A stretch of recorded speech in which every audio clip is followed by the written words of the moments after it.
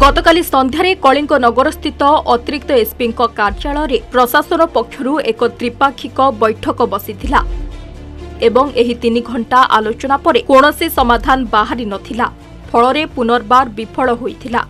उक्त बैठक में कलिंग नगर अतिरिक्त जिलापाल सपन नंद, कलिंग नगर अतिरिक्त आरक्षी Suprasanna Mallik, Odisha mining workers union सभापति संपादक कालियापाणी थाना अधिकारी इम्फार खनि मुख्य संदीप नारेड और अन्य कर्तृपक्ष प्रमुख उपस्थित थिले।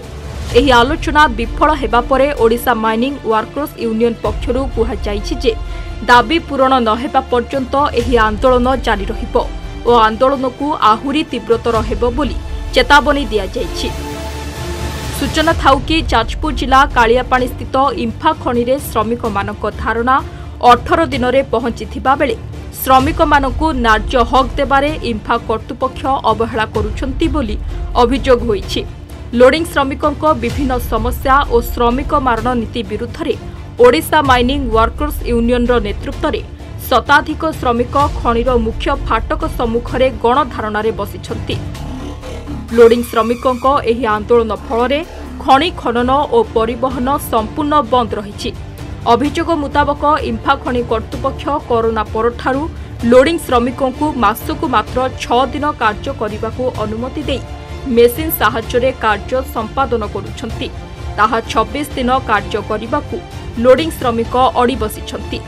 अन्यपटे एने इम्फा कर्तृपक्षों प्रतिक्रिया नेबाकू चेष्टा करथिले मध्य कोनोसी प्रतिक्रिया देबाकू कैमेरा आगे मना करथिले।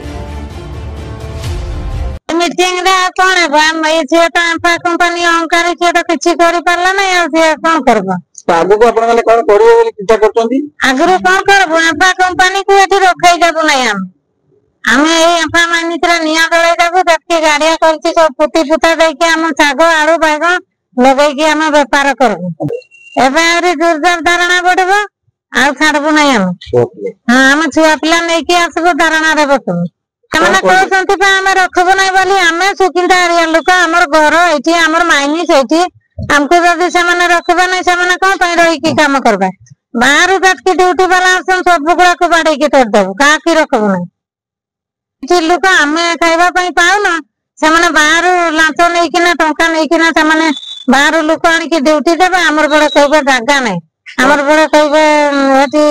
रखबो नहीं किछि करला नहीं कर्णपात करला नहीं कि किछि भी करला नहीं हमें इम्फा कंपनी को रखबो भी नहीं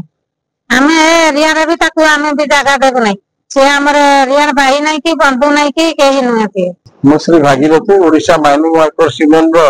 वाइस प्रेसिडेंट 8 दिन ए जो स्ट्राइक चली आज प्रशासन सहयोग रे बैठक होइतिला मैनेजमेंट आस्तिले आमे मध्ये आसीतिलु प्रशासन थिले गोटे सौहार्दपूर्ण वातावरण तैयारी होता आलोचना किंतु इम्फा ता जिद रही अच्छी इम्फा मैनेजमेंट जो मैंने आसी गोटे जिद जे से लोडिंग श्रमिक मान को काम देवे ना बोली जहाँ मसुदा ये लोक को हटेकी मेसीन कि काम कर से चिंताधारा ये कंपनी अच्छी आंदोलन देखु जेहेतु आम आगुरी भी कहूँ भूमिपुत्र एठिकार बासिंदा धूली धुआ प्रभावित अंचल लोक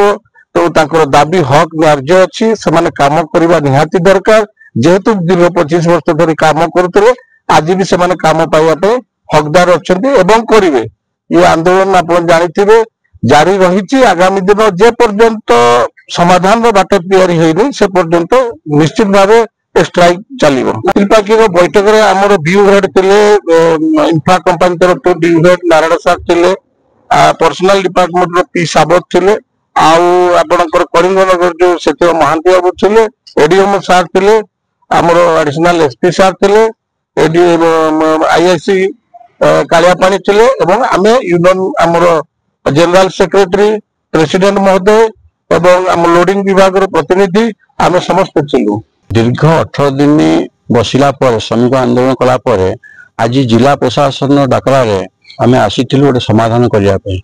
किंतु ये अहंकारी इम्फा कंपनी श्रमिकों को छटई करने निशार रही कौन समाधान है ना से कहीगला जे सुकिंदा लोक मुझे रखी ना सुकिंदा लोक खनि रखी ना ये श्रमिकों को रखी ना तो आम निष्पत्ति कलु जेपर्यंत मरिया पर्यंत आम से गेट सामने बसबू आंदोलन चालू रही। दानगदीरू अविनाश मिश्र को रिपोर्ट एमबीसी टीवी।